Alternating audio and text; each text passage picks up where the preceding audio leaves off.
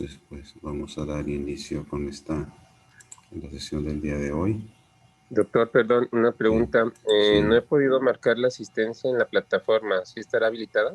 debe de estar.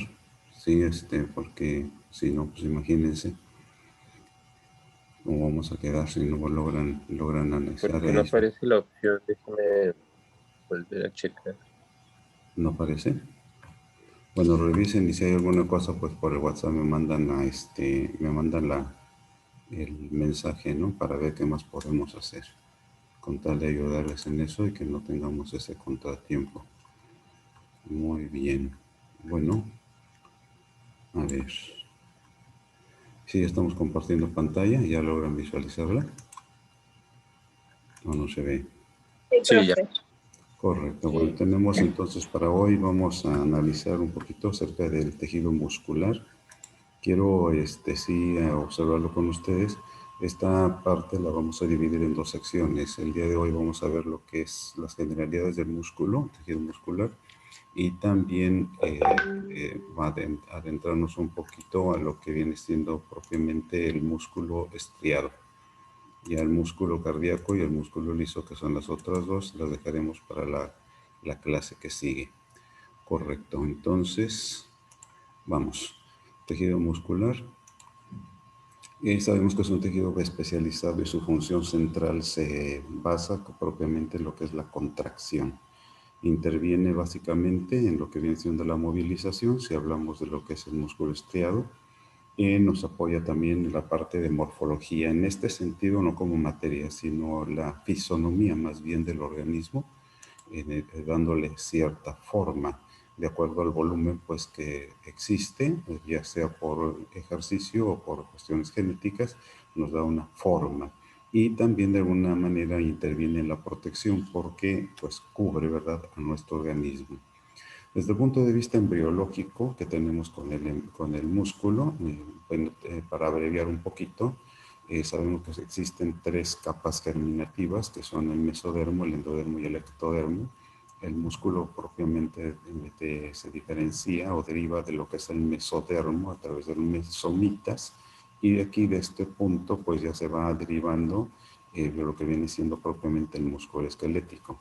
El mesodermo también hemos de acordarnos que tiene tres secciones: el paraxial, el intermedio y el lateral. Y del mesodermo lateral, que son esas dos hojas que se abren como si fueran la lengua de una serpiente, de este mesodermo lateral se va a diferenciar por un lado el músculo cardíaco y también el músculo liso. Muy bien.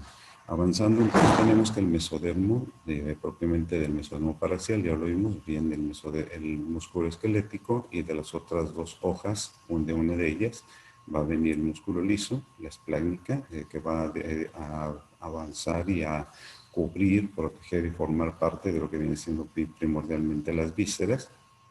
Nos hablan aquí del intestino, que no es lo único, porque existe en otras partes, ya lo veremos la próxima clase. Y del mesodermo esplácnico también va a derivarse propiamente lo que viene siendo el músculo cardíaco, es decir, el músculo que vamos a encontrar en el corazón y en los grandes vasos. Bien, aquí lo tendríamos, acordémonos de esta imagen. Ya tenemos aquí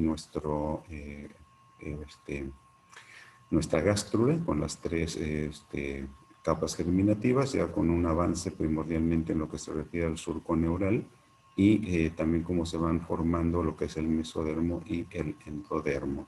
Y pues de aquí van a derivar los tres tipos de músculo que estaremos trabajando. Bueno, una mención nada más también de que también del mesénquima van a derivar lo que son las células sanguíneas, según vimos en la clase anterior. Correcto, entonces tenemos tres tipos de músculo de acuerdo a la morfología. Cada uno de todos ellos primordialmente con la función central, que es la cuestión de contractilidad. Y entonces tenemos el músculo esquelético, que también se le va a llamar músculo estriado. Esquelético porque es el que se inserta precisamente en lo que viene siendo el esqueleto, y estriado por la imagen que logramos visualizar en el microscopio, que se le ven como si fueran rayitas atravesadas, a las que se le da el nombre de estrías. Este músculo lo encontramos primordialmente en lo que son las extremidades, el cuello, el tronco y el abdomen. no porque sea lo único. Ustedes saben que los músculos extraoculares pues también son músculos estriados. Tenemos el músculo liso que tiene una fisonomía diferente y que este lo vamos a encontrar primordialmente en las vísceras. Hablando de lo que son tubo digestivo, que es donde existe la mayor parte, pero no es lo único, también existe el tubo urinario y también el tubo respiratorio. Y tenemos finalmente el músculo cardíaco, que como podemos apreciar en estas imágenes sencillas, se alcanzan a notar fácilmente las diferenciaciones histológicas de las que estaremos explicando aquí. Y pues el músculo cardíaco también se le llama esquelético porque da cierta similitud con lo que viene siendo el estriado. No es exactamente lo mismo, pero hay cierta similitud, insistimos. Lo encontramos en las paredes del corazón, propiamente lo que es las aurículas, los ventrículos, pero también en el inicio y desembocadura de los grandes vasos, que vienen siendo pues la aorta, la arteria pulmonar y las venas cavas y venas pulmonares. Tenemos, pues nada más esto para complementarlo un poquito. El músculo estriado, ¿verdad? Dijimos, se fija en los huesos o el esqueleto y nos permite lo que es el movimiento axial, es decir, la lateralidad del cuerpo, la apendicular cuando hablamos de los miembros, sean los superiores o los inferiores, la postura, que estar sentado, o no, el movimiento para caminar, correr, saltar, qué sé yo, y el movimiento de los ojos, como ya mencionábamos, de los músculos extraoculares, músculo esquelético o estriado. Y tenemos el músculo estriado visceral, que también se le llama así, y esto lo vamos a encontrar, notemos nosotros que aunque es músculo estriado, pero hay cierta parte de este músculo que está ocupado o está ubicado en algunos órganos, como es el caso de la lengua, la faringe, la porción troncal del diafragma, es decir, la parte que está insertada a lo que viene siendo la columna vertebral, o sea, no todo el diafragma está formado precisamente por este músculo, y la parte superior del esófago, es decir, la que está en contacto más directo con la faringe. ¿Y por qué se le llama de esta manera? Porque este interviene, como podemos ver, si vemos en dónde está ubicado, hablando de la lengua, la faringe, esto pues nos va a ayudar en cierto sentido a la deglución, la respiración y también a la fonación, es decir, para el habla. Y finalmente tenemos el músculo cardíaco, que ya mencionamos, las paredes del corazón y los grandes vasos. Al avanzar sobre la clasificación, hemos de considerar tres aspectos importantes. Por un lado, la clasificación morfológica, la forma que tienen los músculos. En el caso del músculo estriado propiamente dicho, que las clasificaciones histológicas aquí, estriado, lo tenemos que, desde el punto de vista morfológico, sabemos que existen músculos planos, como son los músculos de la cabeza, el dorsal ancho, por ejemplo, músculos fusiformes que son alargados, los que encontramos en las extremidades, músculos cortos, como los que podemos encontrar a nivel de lo que viene siendo la mano, y músculos orbiculares, que son los que sabemos existen alrededor de los orificios naturales, formando los esfínteres y también en el caso del orbicular de los párpados. El músculo liso sabemos que no tiene estrías, y el músculo cardíaco que le llamamos aquí tiene fibras en pantalón, es una manera nada más de ubicarlos. Esto ya, insisto, lo veremos más a detalle la próxima semana. Pero aquí conviene que dejemos claro este punto, que a pesar de que en este sentido el liso y el cardíaco histológicamente son diferentes en su constitución y en su función, sin embargo comparten un aspecto importante, ambos son involuntarios. Es decir, nosotros ahorita estamos atendiendo la clase, pero no podemos decirle a nuestro intestino deja de moverte, o a lo que se refiere el tubo urinario que deje de transportar la orina del riñón hacia la vejiga. Hay ciertos movimientos, los movimientos peristálticos, y están fuera de nuestro control. Igual el corazón, perdón, el corazón no puede dejar de latir, está completamente fuera del control voluntario. En cambio, el músculo estriado, el esquelético básicamente dicho, este sí está completamente sujeto a nuestra voluntad. Yo ahorita puedo estar sentado como quiera, quiero mover las piernas, mover los brazos, mover el cuello, acomodarme en mi silla, pues podemos hacerlo porque este está sujeto a nuestra voluntad para el movimiento que nosotros querramos. Entremos ya al detalle sobre lo que se refiere de manera directa al músculo estriado o esquelético. el que va, dijimos, ayudarnos en la movilización, a apoyarnos en nuestra morfología, en la imagen de nuestra persona, y también la parte de que en su momento sirve de protección, porque como sabemos, a nivel de tórax, pues en su interior tenemos lo que son los grandes vasos, el corazón, los pulmones, a nivel de abdomen, todas las vísceras que tenemos ahí en su interior, el grande hígado, el páncreas, el vaso, el intestino, el estómago, y también pues ya en la parte más inferior tenemos pues lo que son los órganos pélvicos, ¿no? La vejiga, y en el caso de la mujer pues también tenemos lo que es el útero o matriz. ¿Qué tenemos en relación con el músculo esquelético? Vamos poniendo cuidado con estos detalles que son precisamente los que le dan el realce a nuestra materia. El músculo estriado tiene cierto tipo de fibras que, aunque aquí las clasificamos, las vamos a encontrar en todos los músculos, en unos más que en otros. Es decir, en algunos predominan las rojas, en otros las blancas y en otros las intermedias. Bien, entonces, permítanme que tenemos un detallito aquí con la señal, parece que se restableció, continuamos. Entonces vamos a ver que hay ciertas variaciones y las fibras las clasificamos aquí porque en ellas hay estas situaciones. Cambian por la velocidad de contracción, no todas se contraen con la misma rapidez. Cambian por la reacción enzimática y el perfil metabólico. Expliquemos esto un poquito. Cuando hablamos de la velocidad de contracción nos referimos a esa rapidez con la que el músculo se contrae y se relaja. A eso se refiere. Cuando hablamos de la velocidad, la reacción enzimática, nos referimos a la actividad propiamente de una enzima que es la ATPasa. Esta enzima, ¿para qué va a intervenir? Nos va a ayudar precisamente para desdoblar el ATP.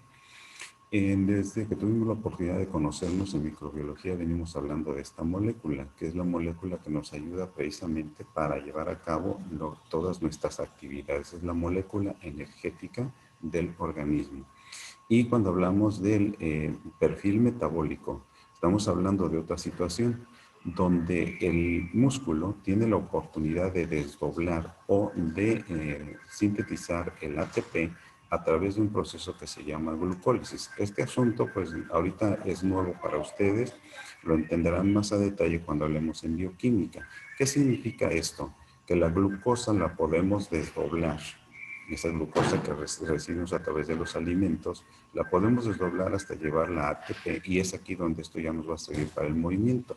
Pero entonces, no todos los músculos, no todas las fibras de las que estamos hablando acá, desdoblan tan rápidamente el ATP. Algunos lo hacen un poquito más lento, otros más rápido, y esto también, juntando los tres elementos, es lo que nos da oportunidad de clasificar las fibras en este orden que estamos viendo. Y veamos. Si hablamos de las fibras rojas, a estas también se les llama fibras musculares tipo 1, que hay con ellas desde el punto de vista histológico y bioquímico, son abundantes en mitocondrias. Hay abundante cantidad de una molécula que se llama mioglobina. Esta es una molécula parecida a la hemoglobina, pero esta está depositada en el músculo y ayuda para mantener una cierta cantidad o concentración de oxígeno, que como ustedes comprenden, el ATP, si no hay oxígeno, pues no se puede formar igual. Y otras moléculas que son los citocromos, que intervienen precisamente para la generación de energía. ¿Dónde encontramos este tipo de fibras? ¿Dónde las encontramos? Primordialmente en aquellos músculos que requieren de una contracción lenta, pero no por lento los menospreciemos. Estos músculos son más resistentes a la fatiga, como es el caso de los músculos largos del dorso, o sea, de la espalda, que nos permiten mantenernos en postura erecta o de pie. ¿Cuántas ocasiones hemos tenido que mantenernos en nuestras jornadas? No le hace que estemos trabajando y haciendo nuestras actividades en línea, necesitamos mantener una postura erecta. Y el músculo como que no se cansa, sí, porque tiene este tipo de fibras y se mantiene en su postura. También lo encontramos en el caso de los atletas, de aquellos de actividad de gran resistencia, como son los corredores de maratones. Fibras rojas tipo 1. Las fibras intermedias llamadas tipo 2A se les llama también de las fibras intermedias porque ni son rojas ni son blancas y tienen una actividad glucolítica oxidativa rápida, o sea, rápidamente desdoblan la glucosa para convertirla en ATP, Por lo mismo vamos a encontrar en ellos gran cantidad de mitocondrias y abundante también cantidad de mioglobina y glucógeno. Aquí vamos a encontrar presente esta molécula de donde van a estar obteniendo. Como están trabajando rápidamente, necesitan contar con una reserva a la mano. Y la reserva, en este caso, de glucosa es el glucógeno. Estos lo vamos a encontrar precisamente en donde se requiere una actividad de glucólisis anaerobia y hay unidades de contracción resistentes a la fatiga. O sea, aunque se muevan rápidamente, tienen resistencia a la fatiga. Aquí encontramos este caso: los atletas corredores de 400 y 800 metros, los nadadores de distancias medias, los corredores de hockey. Son ejemplos nada más. No quiere decir que solamente ellos los tengan, también nosotros los tenemos. Pronto nos echamos nuestra carrerita y como que aguantamos. Tenemos las terceras, que son las blancas tipo 2B. En estas, notemos, hay menos cantidad de mitocondrias, o sea, producen menos ATP, almacenan gran cantidad de glucógeno, tienen mayor cantidad de uniones neuromusculares, se manejan más básicamente con el estímulo nervioso, pero pues necesitan metabolizar también el glucógeno para obtener el ATP. Aquí vamos a encontrarlos primordialmente en aquellos músculos que requieren movimientos rápidos, finos y precisos. Atentos con esto: rápidos, finos y precisos, como es el caso de los músculos extraoculares. Queremos fijar nuestra vista, los músculos tienen que ajustarse a ese punto. Los encontramos también en los músculos que controlan los movimientos de los dedos, en el caso para escribir, por ejemplo, pintar y esos detalles finos. Y en los corredores de distancias cortas, 100 metros planos pensemos, y levantadores de pesas. Bueno, esto nada más para hacer mención los 3 tipos de fibras que existen en el músculo estriado y que son diferentes en uno y en otro, pero las encontramos en todos. Muy bien. El músculo estriado tiene su unidad funcional. Aquí vamos a meternos ya propiamente al músculo. Nosotros estamos acostumbrados cuando vamos a la carnicería y vemos el gran corte de carne, correcto. Carne pues es músculo. Músculo esquelético que está unido al hueso a través de los tendones. Pero vamos a meternos a esto, muchachos, pongamos atención por favor. El gran músculo es todo el paquete, ¿verdad? Todo este conjunto. Pero vamos a encontrar y tenemos que comprender un poquito acerca de lo que viene siendo la fibra muscular, miofibrilla o célula muscular, o también el miocito, que es la que nos interesa para entender su función. Y esta célula tiene muchos núcleos, de ahí que se le llama sincipio, y son núcleos subsarcolémicos, es decir, están justamente ubicados debajo de lo que viene siendo la membrana celular. Bien. El músculo tiene una envoltura muy particular y vamos viéndolo esto. Quisiera tomar un ejemplo un poquito fuera de la materia. Alguna vez hemos ido a los centros donde venden flores. Guadalajara, por ejemplo, el mercado ¿cómo se llama esto? De Mezquitán, ¿verdad? Y encontramos que las personas tienen ahí unos grandes manojos de flores. Pero yo quiero que me hagan un arreglo floral, y entonces ellos toman unas flores y las acomodan y todavía estas las pueden, incluso hay algunas tan delicadas en su tallo que tienen que ponerle un popote, una protección plástica para que el tallo no se vaya a quebrar, no se vaya a doblar y permanezca la hermosura. Entonces vamos entendiéndolo así. El gran manojo de flores, todo el conjunto, tiene una envoltura.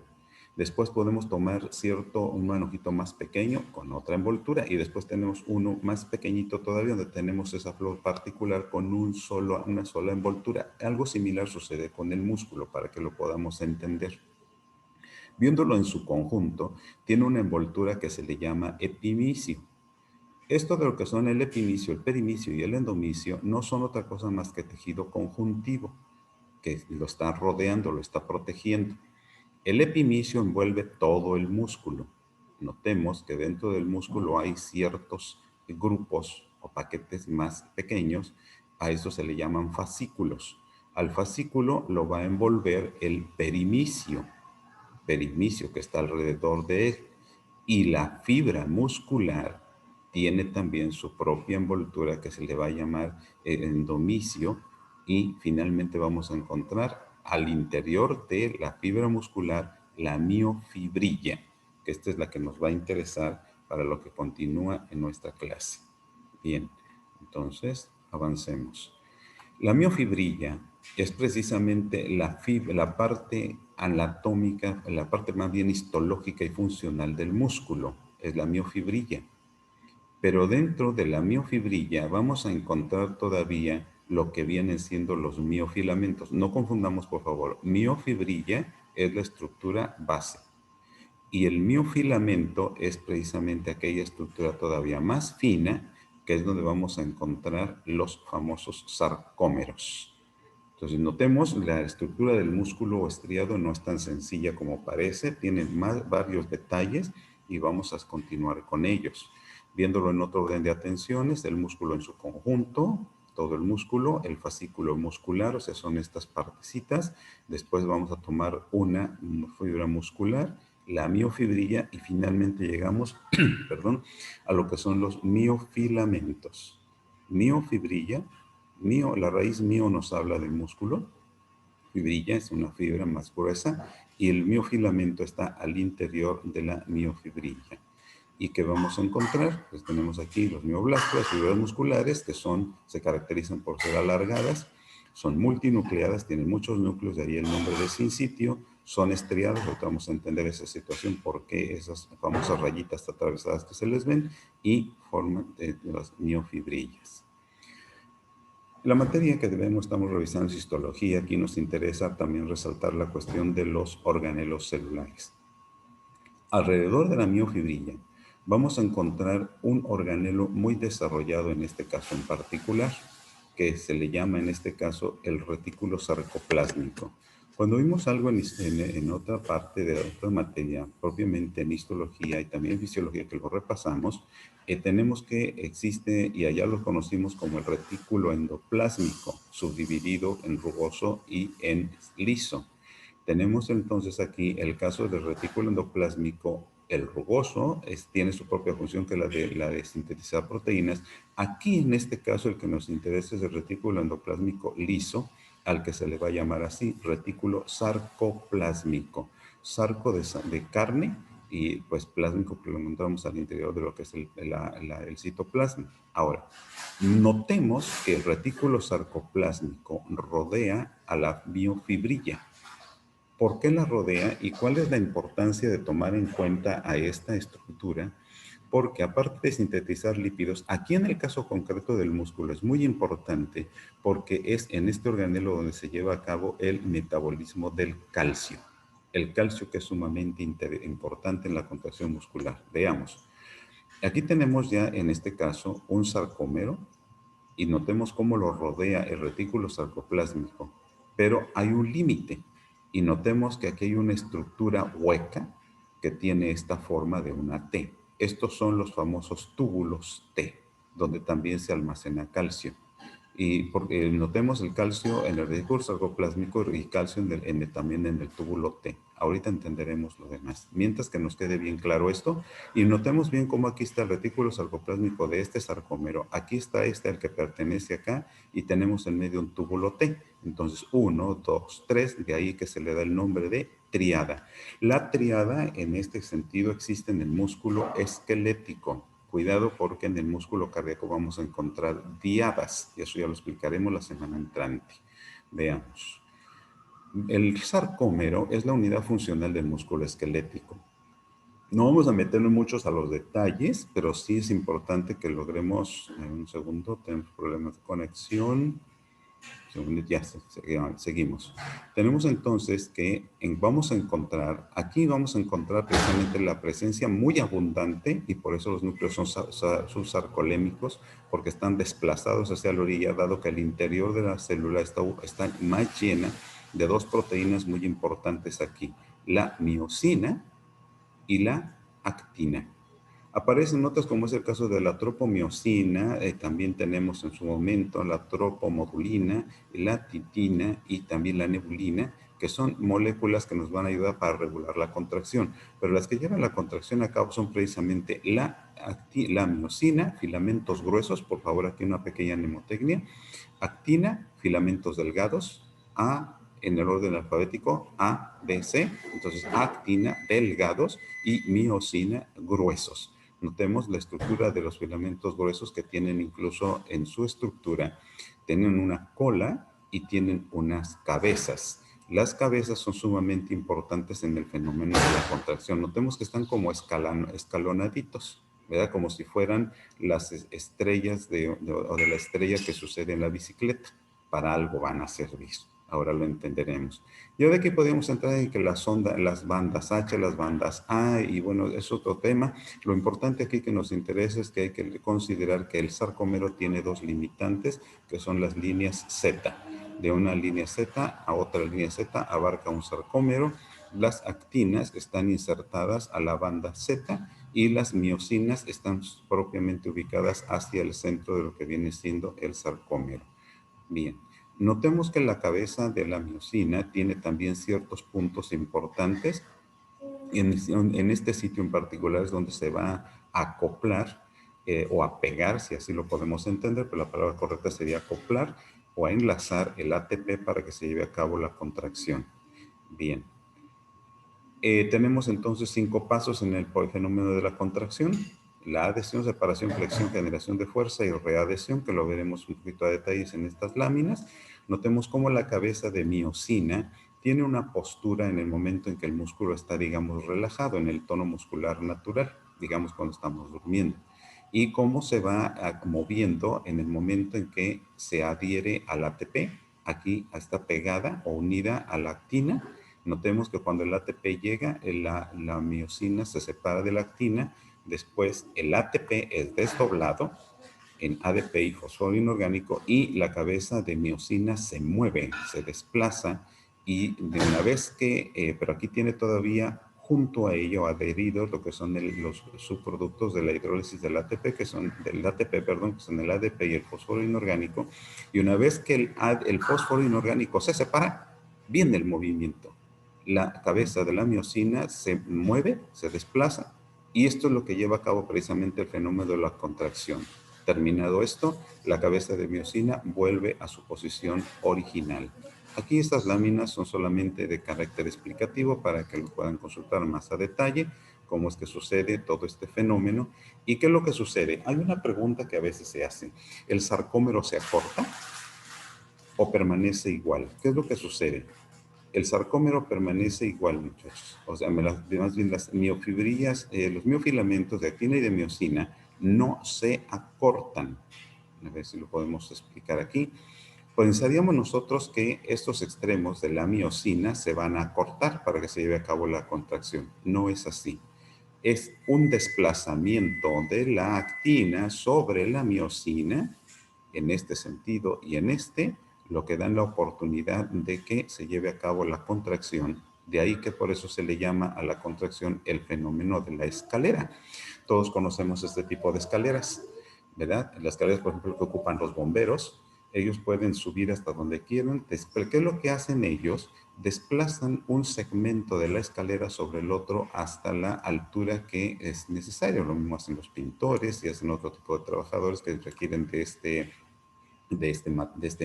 esta herramienta.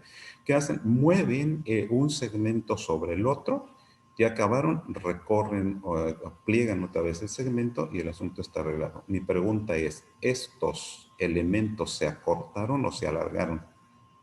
Permanecen exactamente igual. Ni este se acorta, ni este se alarga. Lo que ocurre es solamente un movimiento de desplazamiento. Es exactamente lo mismo que sucede en el fenómeno de la contracción. Estas funcionan como si fueran pequeños engranes, jalando la actina hacia el centro, ¿Y qué sucede con el sarcómero? El sarcómero sí se acorta, pero las proteínas de miosina y actina no sufren ningún cambio en lo más mínimo, salvo los movimientos de las cabezas de actina de miosina y el desplazamiento de la actina. Ese es el fenómeno de la contracción. Detalles, podríamos entrar en ellos para que lo entendamos un poquito mejor, pero en nuestro tiempo, pues lamentablemente no nos da. Pasemos a otro terreno importante, la parte de la unión neuromuscular. El músculo esquelético está sujeto a la voluntad y entonces necesita que intervenga también el sistema nervioso. Aquí tenemos nosotros nuestra miofibrilla, la terminación precisamente del axón de una neurona y la parte del botón sináptico del espacio intersináptico donde se va a depositar el neurotransmisor o el segundo mediador según sea el caso. Y bueno, esta ya es una fotografía donde vemos también la terminación de la raíz nerviosa, los axones, cómo llegan y se unen al sarcolema. Bien. Entonces, el fenómeno de la contracción se desplazan precisamente la actina sobre la miosina, pero favorecidos precisamente por la presencia del calcio. Vamos a ese punto. ¿Qué es lo que ocurre? Viene precisamente lo que viene es el estímulo en la unión neuromuscular y esto favorece el ingreso de sodio al miocito y con esto la membrana se despolariza. Las cisternas del túbulo T liberan calcio y con esto se estimulan las proteínas sensoras del voltaje y ¿qué sigue después? La tropomiosina C descubre los sitios activos de la actina para la miosina y con esto se inicia la contracción. Una vez que se desdobla el ATP y se libera el fósforo inorgánico, entonces la bomba de calcio regresa al calcio hacia su interior, hacia el túbulo T y a las cisternas del retículo sarcoplásmico y el asunto está resuelto. Y volvemos a iniciar porque podemos hablar de un ciclo, ¿verdad?, de la contracción. La regulación se lleva a cabo a través del calcio y de la intervención de otras proteínas, como ya habíamos mencionado, el caso de la tropomiosina y la troponina primordialmente, pero es para regular la contracción. Aquí tenemos algo más de la explicación que acabamos de mencionar, nos hemos acomodado aquí. Hay un dato importante cuando hablamos del uso neuromuscular. Al hacer mención de este punto, debemos de considerar dos elementos importantes. Por un lado, las fibras musculares que son modificadas y se les llama fibras fusales. Ahorita entenderemos esto y tendremos de considerar también lo que se refiere a las terminaciones nerviosas. Nos metemos a detalles. Aquí tenemos nosotros el uso muscular. El uso muscular, uso por la forma que tiene. Notemos que es uso con H, no sin H, de usar, sino uso de forma. Dentro de este punto vamos a encontrar también ahí las fibras musculares y es ahí donde van a llegar incluso las terminaciones nerviosas dentro del uso. De ahí que se le llaman por eso fibras intrafusales, porque están dentro del uso. Las fibras sensoriales, ¿por qué razón? Porque el músculo recibe un estímulo, la parte sensitiva, y después viene la parte motora, que es donde entran en función las fibras fusales, las que están dentro de ese uso, para llevar a cabo la contracción. Veamos un poco más a detalle. Las fibras sensoriales son aferentes, que vienen de afuera, que vienen precisamente de la raíz, de las raíces posteriores de la médula espinal, para traernos el estímulo, ¿verdad?, que se requiere en este momento. Y las fibras motoras en las astas anteriores para llevar a cabo la actividad según sea el caso. Estamos hablando de músculo, entonces no hay más que el movimiento, es lo que tenemos que llevar a cabo. Bien. Esos son detalles ya también de lo que vienen siendo las fibras intrafusales.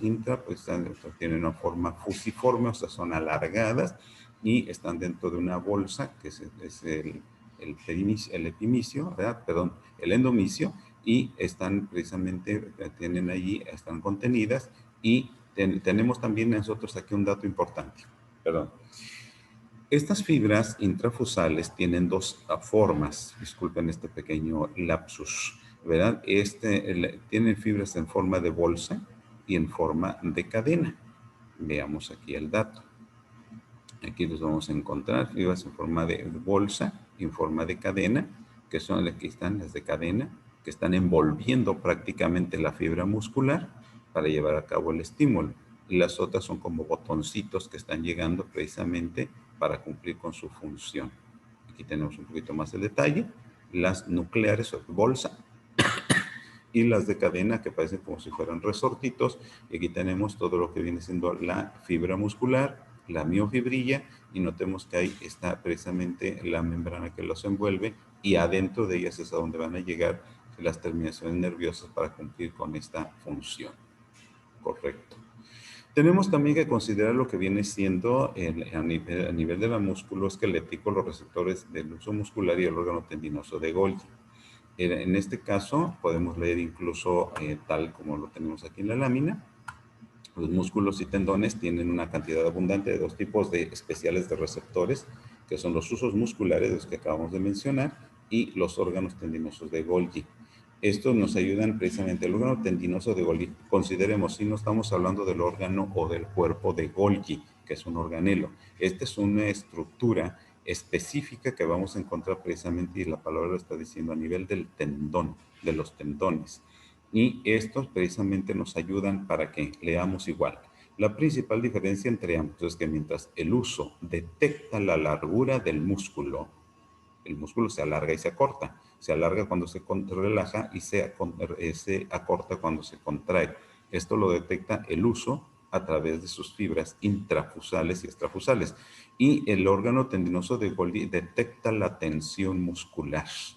Y cuando de pronto nos sentimos como que cansados, este músculo ya está demasiado estirado, me estás jalando mucho, por ejemplo, y me vas a lastimar. Esa tensión que se da en el nivel del músculo, ¿verdad? Ya sea también en el momento de la contracción, eso lo detecta precisamente el órgano tendinoso de Golgi. Y pues aquí tendríamos nosotros esta lámina con la que estamos finalizando, ¿verdad? Las fibras que llegan a lo que es la parte neuromuscular para la contracción, y a nivel del tendón es donde vamos a encontrar precisamente ese órgano tendinoso de Golgi, insistimos, tendinoso. Y no hay que confundir, chicos, lo que es el tendón, que es la parte del músculo que se inserta a nivel del hueso, que sabemos el músculo en las extremidades tiene precisamente dos extremos, en la parte donde nace el músculo, que también se inserta con tendón, y la parte donde termina, que también lo hace con tendón. O sea, el músculo como tal nunca llega hasta el esqueleto. No lo confundamos los tendones con los ligamentos. Los ligamentos son también tejido conectivo, pero es un tejido conectivo más dedicado para formar lo que viene siendo las articulaciones. Tendón en el músculo, ligamento en las articulaciones. Es el trabajo que tenemos para hoy, muchachos. Nos queda un minuto. Ustedes dicen si tenemos alguna pregunta por ahí para poderla atender, y si hay algo que subir a la coordinación, pues también estamos a la orden.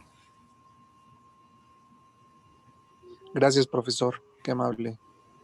Bien, Gracias, profe. Bueno, Todo bien, maestro. Si no hay preguntas, pues entonces con esto Gracias, profe. termina. Gracias, doctor. Solamente lo de la asistencia no se pudo en la plataforma, ¿eh?